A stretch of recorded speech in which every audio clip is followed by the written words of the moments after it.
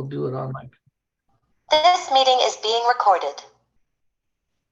Now you know this meeting is being recorded, and we will put it on YouTube so that others will have a chance to come back and see it later.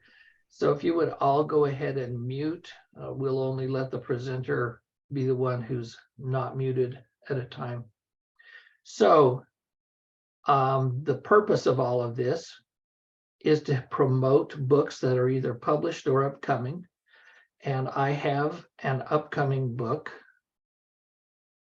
You should be able to see the cover there. Goodbye Sounds Like. So that's my book. This will be my 5th collection of poetry. And unless something changes my mind, probably my last. I've sort of lost interest in publishing books. And I'm just sharing poetry as widely and far as I can. And I think that's okay. Not to worry about. It has to be published.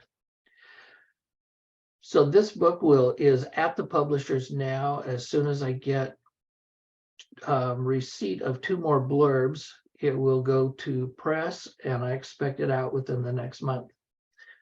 From this book, Goodbye Sounds Like, I've chosen to share with you Aging Children. And that is a nod to Joni Mitchell, who wrote Songs to Aging Children Come. Why do songs last longest, longer even than the memory of smells that call us home? My mother sang her mother's songs, as I sing hers to you, too small to join the chorus, but that will come. That will come when time and growing spin you, make star trails in your sky. Lullabies will fade to whatever is popular at the moment. But in the isolated nights, always the little tunes. Always the tunes that cement you in place along the branching scrawl. You will sing them to yourself or to a budding leaf that you yourself have molded. You age, it's true, but rhymes and melodies do not. Melodies do not leave us alone or lonely. Like sap that ebbs in autumn rises again in spring, the voiced love that taught 100 mothers past will teach 1,000 yet to come, as children come and come of age, humming softly and softly fade away. And that's it. Now I'm going to have, thank you. I'm going to have Gary Grossman follow me, and then we will go Laurie, Margaret, Kenneth, Roberta, Victoria, and I haven't seen Erica yet, so if she shows, we will have her join us. All right, Gary, it's yours. Can I share the screen or host disabled? Okay, never mind. So this is my new book, which can everybody? I can't see. Can everybody see? And of course it's backwards, isn't it? Oh well. So this book was just published by Kelsey Press in March. And it's a collection of poems written from 1995 to 2022. Very wide range of poems from when I first started publishing to present. And the poem I'm going to read is called Transformation. And it's a poem that Jim was kind enough to publish in Verse Virtual. Transformation. Avocados follow the laws of physics, not conservation of mass, but Newton's third. Every action in equal and opposite reaction. And the second law of thermodynamics, because this avocado, grocery stacked yesterday like green cordwood, and at least as hard, has become entropic overnight. Now a flaccid globe of canary and brown flesh. Such a transmutation, how and where? In the tan paper sack perched on the rear seat? No, still firm exiting the bag. In my kitchen, secretly caressed at night by the ethylene Lilith that seduces all my fruit, because bananas do me the same way. Who knows? A minute, an hour, a day, we are all slowly dissolving, fodder for the next star. Thank you.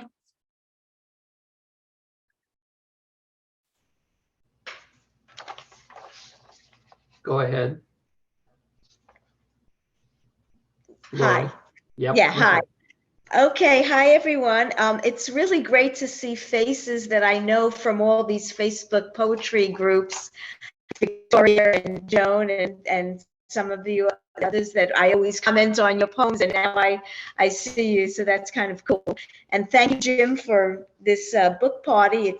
It's my first one, and it's very good to have this opportunity. I'm going to read from my book that came out in 2021, The Moon Over My Mother's House by Finishing Line Press.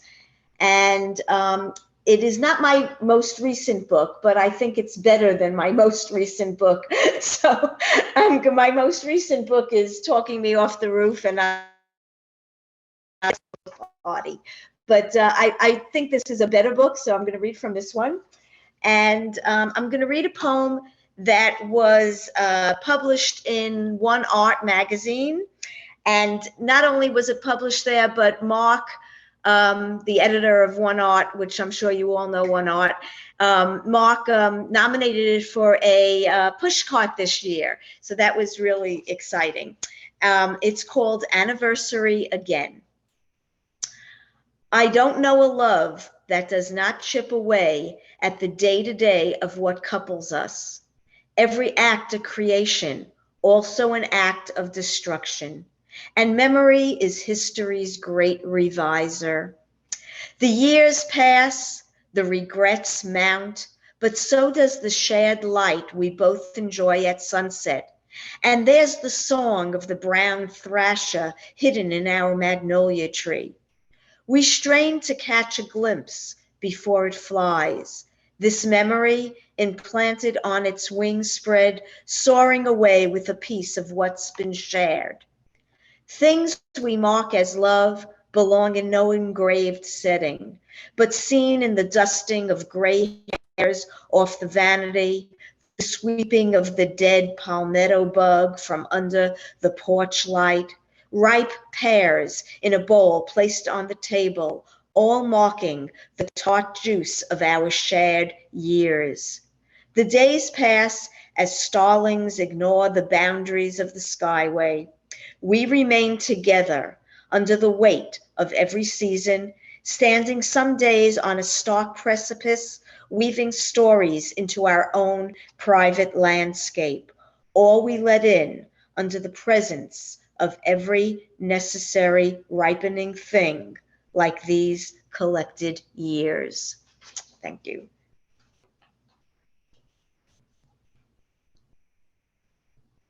All right, Margaret, you are up next. Unmute there. And I have incredible news. My book, I Come From Immigrants, will be ready to be sold next month. And I'm very excited about it. It has 38 poems and 26 photographs. Many are the photos that my parents brought from Hungary over 100 years ago. So it's a thrill to see it. And my son actually made the cover photo from this huge one. And I'll tell you about, my poem will tell you a little bit about what this actually is. This is very common in Hungary. It's a mourning portrait where the dead person is laid in the coffin and the relatives and friends are lined up behind. And it was very famous in the villages of Hungary. Now, in my book, I tell the story of my parents, both before and after they came to America. in the 1920s, the families they left behind, my bilingual and bicultural childhood, which was absolutely wonderful. And I end with a section that after meeting my husband in college. And I was just so incredibly fortunate to grow up in this environment, because many immigrants do not want to tell their children about their past and have them learn their language. But my parents were proud of both their past and the present that they were creating for their descendants. The book will be for sale at, it comes out from Kelsey Press, and it'll be for sale on Amazon, Kelsey Press, and if you want an autographed copy from me. There are 38 photos, 38 poems and 26 photos. So I'll, since you may be curious about what this is, I'll read the poem that goes with that. And it's called Morning Portrait. Looking like Bergman's characters, they grieve for the body and the coffin. In the 40s, it was a tradition among American villagers to take a morning portrait with relatives and close friends gathered behind the open casket. I have one of Papa's mother, my grandmother Cataline, and relatives I never met, trapped in Transylvania, given to Romania after World War I. Excuse me.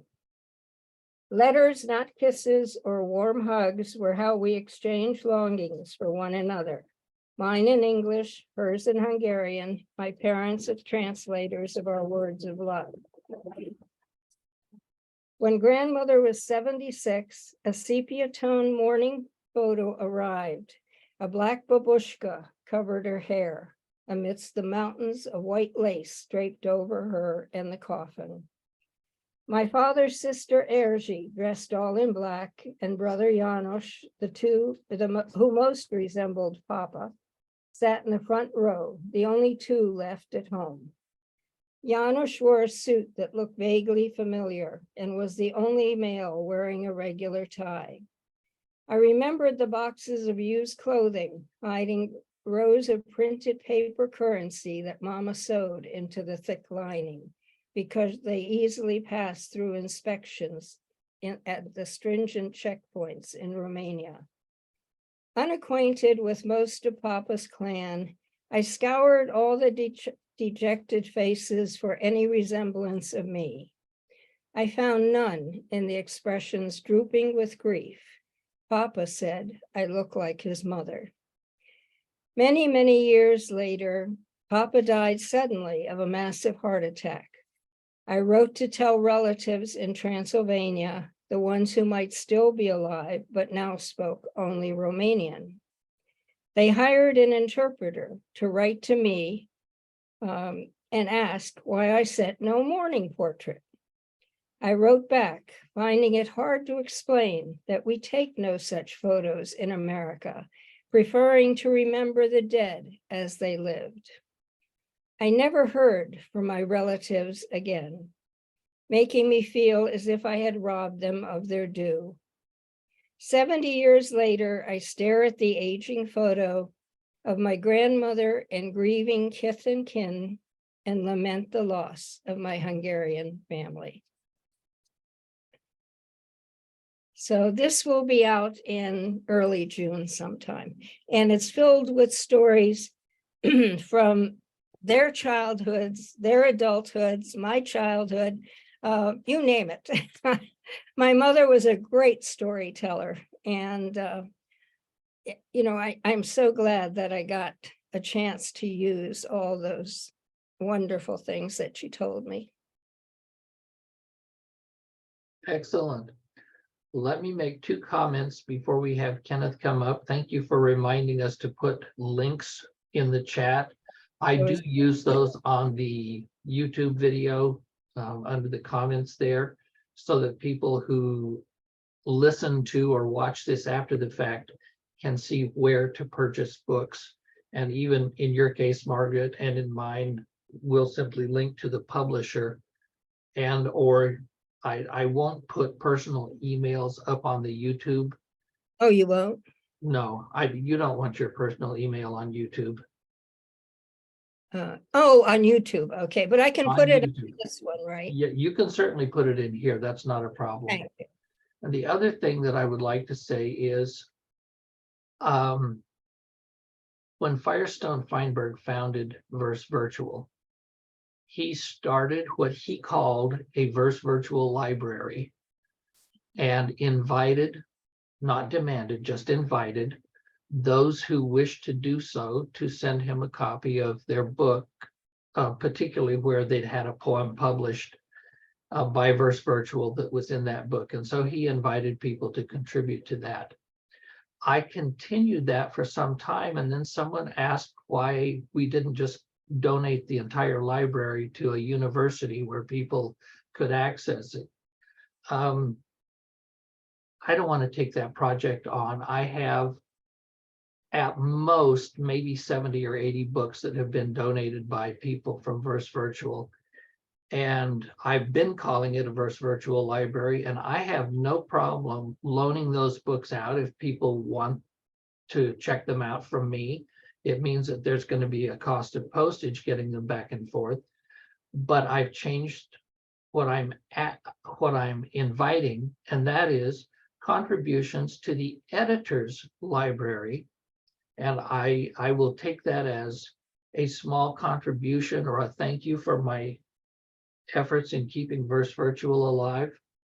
I put my mailing address at the top of the chat, but I'm going to paste it in again here.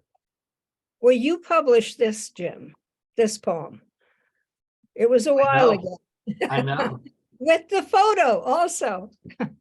You were the first one who published a photo for me, and now, you know, many publishers are doing that, and so is Karen Kelsey. And I'm just thrilled. Oh, and I want to send out a special thank you to Joan Leotta for her wonderful blurb for my book, which you can all find on the back of the book. Okay, it's time for Kenneth.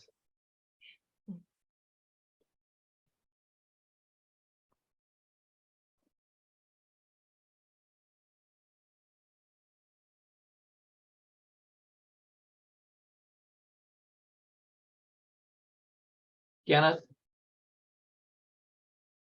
Okay, we're ready for you, Ken. okay, great. Hi, folks. First up, Margaret, I wonder if my great-great-grandparents and your early ancestors perhaps lived in the same place. Now, somebody is doing a share screening, and I'm not sure how that's working, but okay, I'm not doing it. Okay. I don't see anyone else sharing this. Okay, that's fine, thank you. The book I'm introducing you to today is called Bonfire of Poetry. And there are four of us who edited. We form a small poetry writing group, meeting online. And two of my fellow editors are here today. The four of us wrote some of the poems and brought in other people. Some are fairly famous poets, some are less known poets. I'm not going to read one of my poems. I'm going to read one of my fellow editors because I really think that she is an incredible poet. The name she writes under is Alicia Kimberly, and she is with us today. And the poem I'm going to read is called Bifrost. Only say a billion galaxies, I can't count higher, come and gone. And how many intelligences evolved just enough to ask why they had merely to perish in ignorant darkness of cosmic rupture, hands lifted to their dying sun's disintegration, believing they stood alone in a universe abandoned by some story-told creator. At the sheer thought, I shudder all over, uncontrollable shivering at my ponderous insignificance as I trundle up the staircase carpet on stiff ankles, which used to dance in orbit on wooden boards before they were broken. I find my consequence in the spot my daughter has fallen asleep on the floor, limp brown hair tangled in the glasses she's forgotten to take off. Again, I untwist the snarls, delicate, lift the spectacles with anxious fingertips so she won't wake, so the plastic frames won't bruise the sacred celestial bridge between her eyes and mine.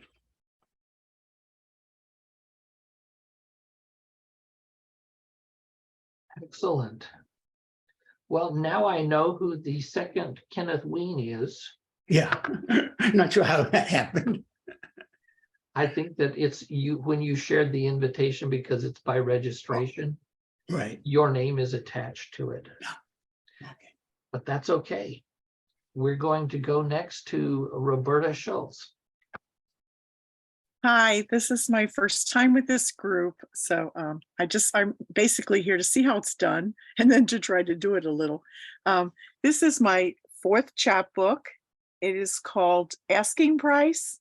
I'm really in love with the cover.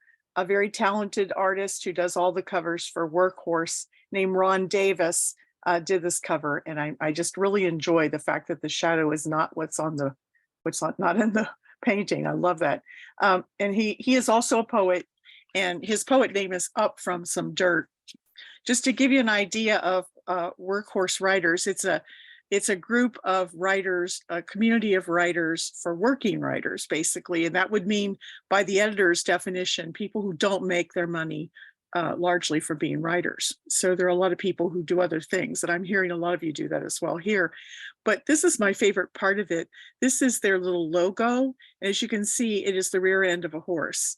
And my mother would be very happy if she knew I were published by such a lovely publishing group. So I'm going to read one poem from this. Most of the poems in Asking Price pose a question. This one does not. It's an ekphrastic poem inspired by a film. It's called The Dead Speak After Hades Floods Over, a poem inspired by the short film Glory at Sea. It's hard these days to ferry souls here to Elysian fields. River, what river? Rough surge blurs all mystic gateways. Big easy rubble scumbles the shore. We shades, swept here by storms, descend to underwater gardens for the gods, for the good. Mostly, we just float, or finger Mardi Gras beads in our watered down dreams. Ain't enough spirits left in old River Lethe to drink off that edge lost leaves. Distant tubas moan through fog as we sip laments, lean toward that wild rattle of a second line marching in. One sailor listens for our drift as his muse whispers epic poems in his ear. Eyes widen with light while he spirals to the surface. We rock suspended in his wake, witness his ascent, stare breathless at bubbles that gush from born-again lungs. To lead abandoned hearts, he wades through breakers. His deckhands craft ragged sails from grief's faded prayer flags. Rubbery legs stumble, push off for a following sea. Thanks. I'll just leave you with an image of me behind this horse. Thank you. And if you would please put in the chat links to your book where it can be purchased. Next up, Victoria. Hi, I'm going to shoot these links off into chat. The name of my book is Glimpse. I'll put it up here. And this cover design is one of my colored pencil paintings that I do. I did I don't know if you can hear it, but I've got an ice cream truck going by. It's interesting. Anyway, so my book is, it's divided into 3 sections. And the first one is called Momentary Clarity. And that's offers a metaphysical exploration of death and the infinite. Most of these poems are a form of prayer and my own exploration of the whole idea of talking to death and sort of looking death in the face a little bit and seeing what I find. Section 2, I Open My Heart to Find You, offers poems about searching for ways to somehow connect with those who have passed on, mostly my father. And section 3 is Rise Up and Sing, and it contains poems about love, joy, and gratitude, and basically leaves the reader with a hopefully an upbeat type of feeling. So the poem that I'm going to read here is called Forever Afternoon.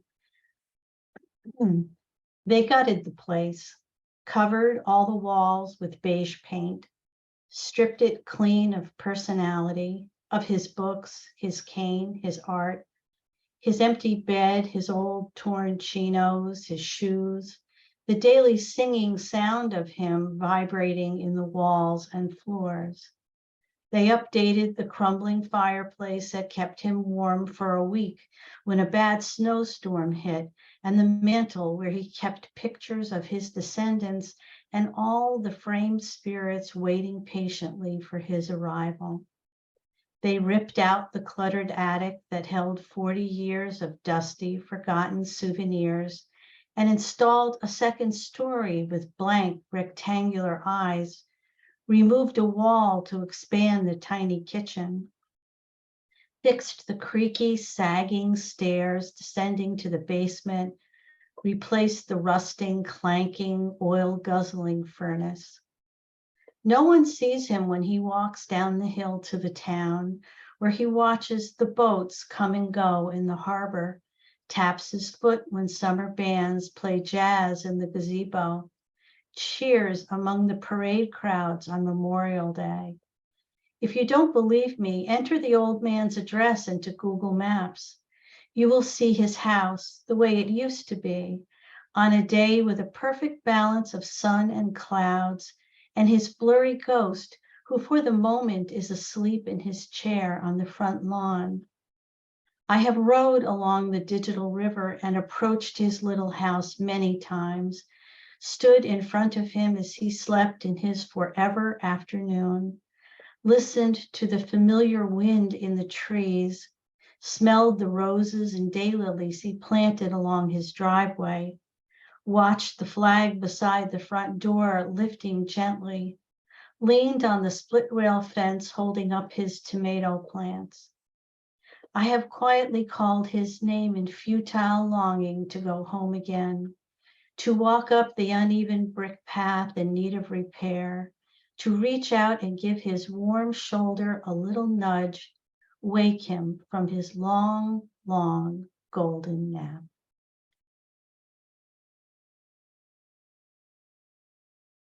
Thank you. That ends the list of people that we had signed up to present. So I want to open this up so that everyone here has a chance to read a poem. Those of you who did not sign up, if you would like to read, tell us what book your poem is from, if it's in a published book, so that we have a chance to buy your book as well. I'm going to do a really, a fairly short poem from my upcoming book, Goodbye Sounds Like. This was written a lot of years ago, but I think it still reflects how I feel. It's called Unstrung. When the day ends, pulls a shade down on the sun of all you are, I will play your song and then put my guitar to rest, each silver string released, tucked away in coils of remembering. And I will wait, find ways to pass the time without the music of you and me, when the day comes that you go and leave me all unstrung.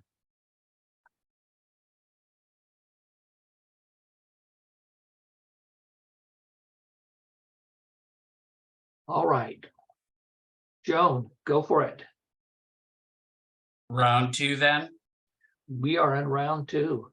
Okay, so this, I should say the disadvantage of going first is Yeah. then you see everybody else do a better job introducing their books than you do.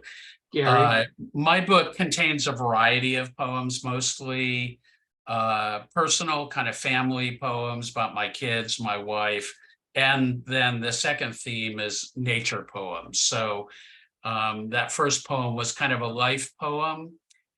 This poem is a nature poem, which also Jim was kind enough to publish. It's called Cicadas, Brood 10. 17 years is a long wait, though love cuts the years. The roots of wild asters were succulent in year 8, as were the water oaks in 12, and maple rootlets in year 15. Ooh la la. Dark memories, the many tastes on my rostrum, sweet, sour, and the umami of daylily tubers. I was sitting on a poplar branch, timbals buzzing, when you landed, eyes glowing like rubies from Ceylon, and such shapely legs, 3 pairs of jointed stilts, all intact, not a single one missing. Golden veined wings like a Tiffany window from January 1908. My heart pulsed in need, and your wings clicked yes, to say yes, as we coupled to make Brood 11. Brood 11 will come. Let me take. And I have to leave early, so I apologize to everybody. You're forgiven, and whatever you're doing, enjoy it. Thank you. Let's take a couple of folks who did not present a book. Joan, then after Joan, Christy, and I would like to invite Alicia to read if you're willing. And then we'll come back around, and anyone else who wants to give a second poem, we'll do that. So Joan, you're up next. Okay, this is my book, Feathers on Stone, and I will put it in the chat. It's available from Main Street Rag or from me. I'll put my email in the chat as well. I give a discount. Plus it's plus I autograph it. So, and by the way, I'd also like to invite everyone to a reading we're having tomorrow. If you email me, I will send you the link. The link accidentally got put online, but that was my fault. It was something I said. So I hope we don't have any Zoom bombers, but it should be okay. And Rachel Custer and I are reading together. So it should be an interesting time. The poem I'm reading comes from the book. And I was torn between reading one that was about family and one that was about the flood. And I think I'm going to read The Dragonflies After the Flood in order to honor all of the people right now in Italy who are suffering from a terrible, terrible flood. 60 rivers overflowed, drowning entire towns this past couple days. And I have family in that area. They're okay, but a friend's hometown is like completely destroyed. She right now is safe in England, but anyway. So here's what happened after we had the same sort of flood here in North Carolina after a hurricane. And this is called Dragonflies After the Flood. On the porch, stench of mud all around, grass, sidewalk, up to the first step. A dragonfly follows me to the front door, then flits away when we go inside. My husband grabs a flashlight and flips on the electricity in the garage. The air conditioner growls awake. I press the opener. The big white door lifts, revealing poisoned, stinking mud spread from end to end. We glance about to gauge what can be saved, what's irretrievable from the grasp of the storm. Dragonfly glides in from the porch. He has brought a friend. I try to shoo them out. Chemicals. You know what else are in the air here? Leave, leave. They stay. we work. We cannot breathe the fetid air for long. About to close the door, I try again to get the dragonflies to leave. I think I've chased them out, but in the morning when I open the door, I see them in the middle of the floor, curled up next to each other like lovers, angel faces smiling up at me, gossamer wings still shining as they did in life. I begin to cry. So many were lost. So many lost so much in the flood. What we lost, money can replace. I'm crying for the dragonflies. They survived the storm, the water rising, dying only in the fetid air after the storm. Dragonflies, why didn't you listen to me? My tears will not revive you. Thank you. Thank you. Put your book info in the chat. Okay. Christy, we're ready to hear you. Thank you. I'm going to read also from, let's see if I can get this to focus. I can't. So, Bonfire of Poetry. And I'm reading one of mine from, let's see, which section was that? From Embers. Because there were 4 sections and each of us edited a section. What will the dead say? A bright gold sun with bells hangs on my blue front door. Every movement shivers bells into tinkling voices. Now the dead can enter, speak to me. But first, I have to learn Ukraine, maybe Russian, Arabic,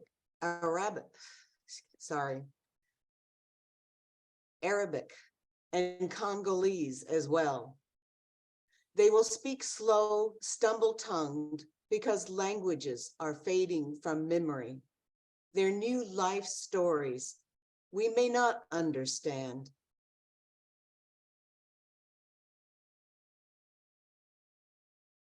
Christy, you've gone on mute.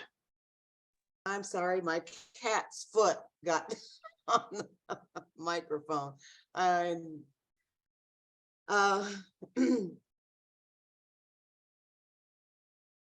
They will speak in slow, stumble-tongued, because languages are fading from memory. Their new life stories we may not understand. Yet in time, like our mothers, they may speak in the voice of angel, or perhaps the voice of love. Can we all learn that language before our bodies fall silent into fire and dust? For now, they are asking me to listen, to pretend I comprehend. I turn my face away as words filter through grief. Thank you. And you can get Bonfire Poetry's poetry. Ken put up the link on that. So thank you. I saw that. Thank you. Let's go around those who signed up and let's hear another poem from those who want to. I see Kenneth, Laurie, Roberta, Victoria have all asked for a second round, as well as Margaret waving her arms frantically. Is Alicia going to go? And we will take Alicia and Michael as our crowning readers for the book party. So Kenneth, why don't you take it next, and we'll go back around. As Christy and I have said, there are 4 of us edited. And since you guys have heard me before, another thing, I thought I'd read from the absent person as well today. His name is Mark Young, and this is his poem, Morning Delivery. Sundays, my father rose early, dressed while the sky was still onyx, and with knobby hands that ached from blue-collar labor, rolled heavy newspapers, bulging with inserts of groceries and furniture and loud comics. No one thanked him. I would wake and hear the cold snap of rubber bands, smell the Pall Mall smoke and the Folgers coffee. He'd call, and slowly I would rise and dress, dreading the chill reception. He would trudge to the curb through snow and the gray of winter mornings, wearing his black work shoes. They were all he had. Start up the Ford Fairlane so I could stay warm as we drove through the neighborhood, tossing bad news and meager ads on porches. Not much was said. Never, thank you. After the papers were cast out, after he smoked 6 cigarettes, we would stop at the store for glazed donuts every week for 5 years. And what did I know? What did I know of the selfish assumptions of a 9-year-old and the mom love of a parent's blossomed heart? Thank you. Okay, then let's go through in order that you raised your hands or got me in the chat. Let's go through Victoria, Laurie, Margaret, Michael, Alicia.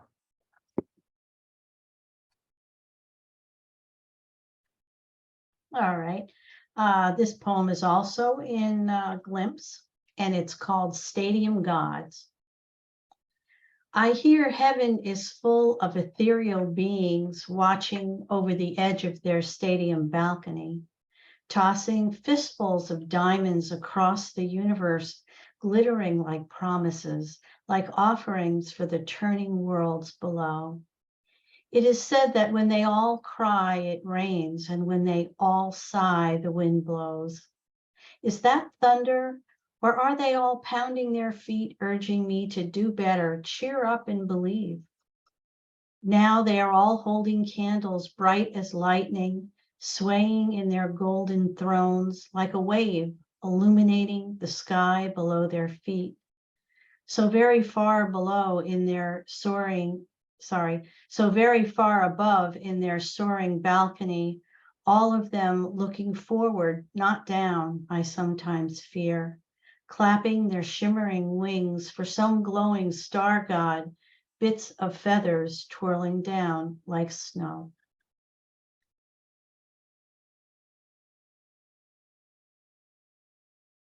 Next. Hi again. Thank you for the second opportunity. And I just want to say that I love Verse Virtual because I get so many ideas on where to submit poems when everybody says, oh, I've got a poem published here. These are magazines I haven't heard of, and then I'll submit to those magazines and share space with all of you. So I think it's just wonderful. It's a wonderful community that you've set up, and the sharing is great. So I really appreciate that. I wanted to say that. The poem I'm going to read now is from my latest book. It's a chapbook from Kelsey Press. Kelsey Books, rather, and it's called Talking Me Off the Roof. And the poem I'm going to read is the title. It's The Way You Talk Me Off the Roof. And it's on my husband learning the song If We Were Vampires by Jason Isbell. And Jason Isbell is a wonderful musician. I hope some of you know of him. If not, look him up. And the poem came about with me riding my bike, listening to Spotify, and he came on randomly. And this song stopped me in my tracks, and I went home, and it was the day before Mother's Day, or the week before Mother's Day. And my husband is a terrible gift giver, but he's a good musician. So I said to him, I'll let you get away with Mother's Day. Don't give me a gift. Learn this song, and you could play it for me. And he thought it was a great deal. And while he was learning the song, the poem came about. So, The Way You Talk Me Off the Roof, on my husband learning the song If We Were Vampires by Jason Isbell. I asked you to learn a love song with a sad chorus. This can't go on forever. Likely one of us will have to spend some days alone. And you spent all morning tuning your guitar, refreshing the chords, getting the rhythm down, learning the lyrics. One day I'll be gone, or one day you'll be gone. You'll told me it's too sad to sing about loss, about spending time alone, about something inevitable. So we lightened the moment, said the song reminded us of stories we read to our son about a mother watching her child grow until the child was the parent and the parent the child, or the one about the tree that gets cut down little by little to gift a boy all he wants. These days, all we want is not to spend time alone, to avoid the inevitable, to be vampires living under many waxing moons. Thank you. Thank you. Next. Let's see here. All right. I'm afraid you've all heard this one. But I happen to love stories of people who came to America because nobody ever ever seemed to have a calm trip where nothing happened. So this one is about my mother coming to America. Coming to America. On the Bremen Pier, bustling with noisy immigrants, my mother finds the ticket office and stands in a line for Hungarians. Ticket in one hand, heavy satchel in the other, warm shawl around her thin shoulders. Margaret views her new reflection in the large window. Straight dark hair she cut to just below her earlobes, trying to look American for her waiting mother. Gone the waist-length braid that took years to grow. The shipping clerk shouts, "Next," and she moves to the counter, offering the prepaid ticket sent by her mother. He asked for her sponsor, but none was mentioned in the letter sent with the ticket. Anyone under 18 needs a sponsor. She explained she will turn 18 in a week. You cannot take this ship. Rules are rules. Margaret's shoulders shake with her heavy sobs. The old woman behind her with long white hair braided around her head offers to sponsor her. They both have second-class tickets and can share a cabin. The disgruntled clerk stamps both tickets. On board the huge iron-hulled steamship, they find their room. Margaret takes the upper bunk, giving Mrs. Ola the bottom, marveling at the sink with running water in their cabin. The rumbling engines groan, the horns bellow. The ship leaves the dock and the prow slices through the Atlantic, heading toward the setting sun. Margaret leads her sponsor outside for a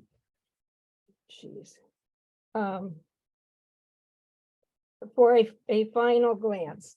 She hears a violin playing a Hungarian folk tune, sees dancing in steerage. We should be there too. Mrs. Ola chuckles. Within 2 days, Margaret can keep nothing down as winds hurl the ship through tall swells. After 4 days, the winds calm and Mrs. Ola wishes her a happy birthday, offering her a small wrapped box. Inside, Margaret finds a locket on a gold-plated chain. For a photo of your mother who is waiting for you. In the dining room that evening, Margaret wears her gifts as waiters sing happy birthday, approach her with a cake and 18 lit candles. Others join in. She blows out her candles as a messenger calls her name. She raises her hand and he places a telegram in it. Your mother must have remembered. Margaret asks Mrs. Ola to read the English message. She reads it silently, then leads Margaret outside to 2 deck chairs. She takes her hand. Your mother died last night, child. She was very ill. Margaret screams. First, she was left in an orphanage and now abandoned in a strange country. I will be alone again. No, your stepfather will meet you. I must return to Hungary. Mrs. Ola shakes her head. Impossible, the ticket costs too much. But I must. Rosa Nanny was the only mother I knew who loved me. I never heard my mother's voice or even saw her smile. If you want to hear her speak, listen to your own voice. If you want to hear her smile, look in a mirror. A woman carried you in her womb for 9 months. You were one. Now you must carry her in your heart and make her proud. Margaret watches dense sea fog slither over the ship's railing and silently glide toward them. Hearing the baritone blast of the foghorn, she wipes away her tears and leads her sponsor back inside, knowing she must find the courage to survive. The incredible thing to me is how many people, had their parents, die before they could even meet them on these voyages. And most who left their native countries often lost, their families and parents and everyone. I mean, it was incredible. I mean, my mother never met either of her parents. I never met my grandparents, but that's nothing to not meeting your parents. It was a very, very moving, situation to try and come here. And I just can't believe, the courage of all these people. It's true. Next presenter, please.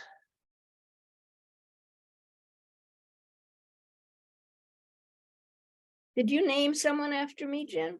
I did. Oh.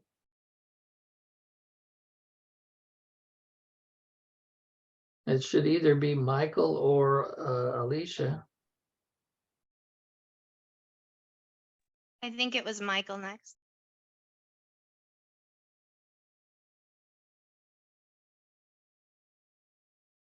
Okay, I'll go.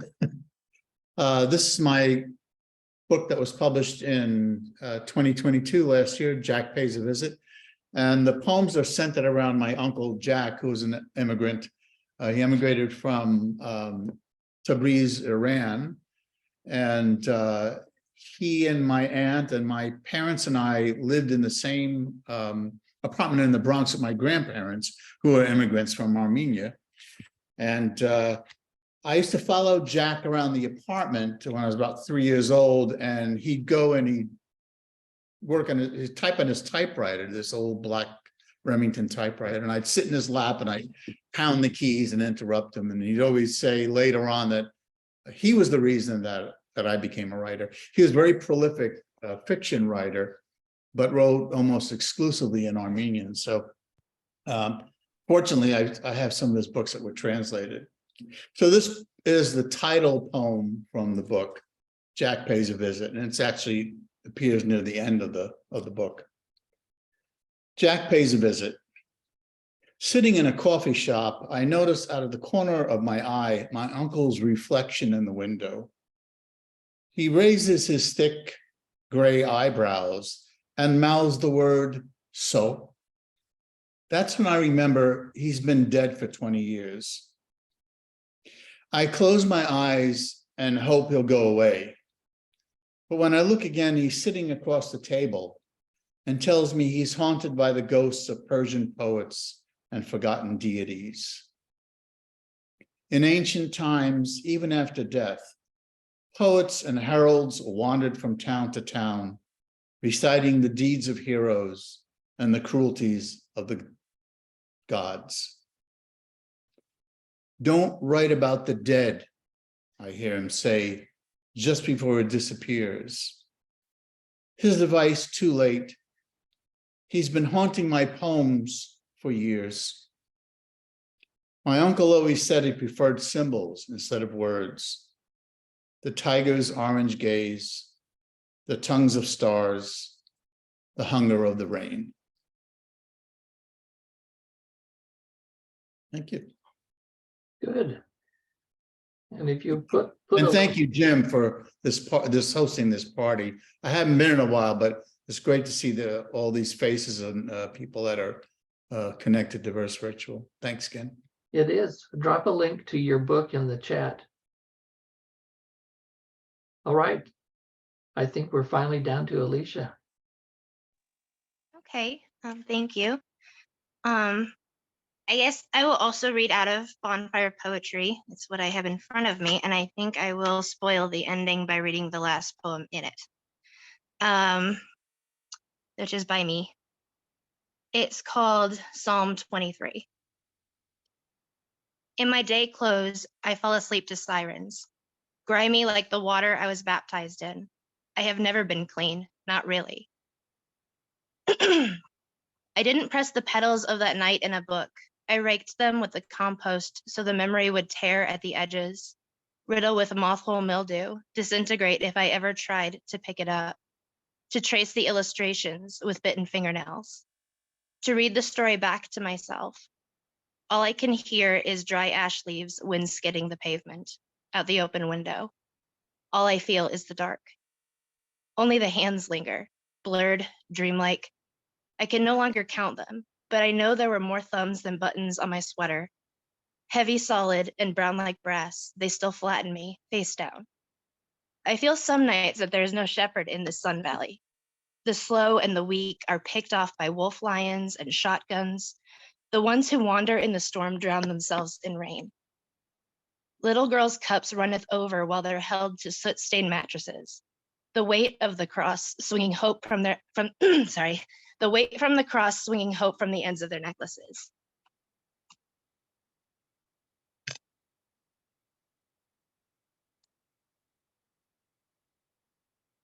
Thank you.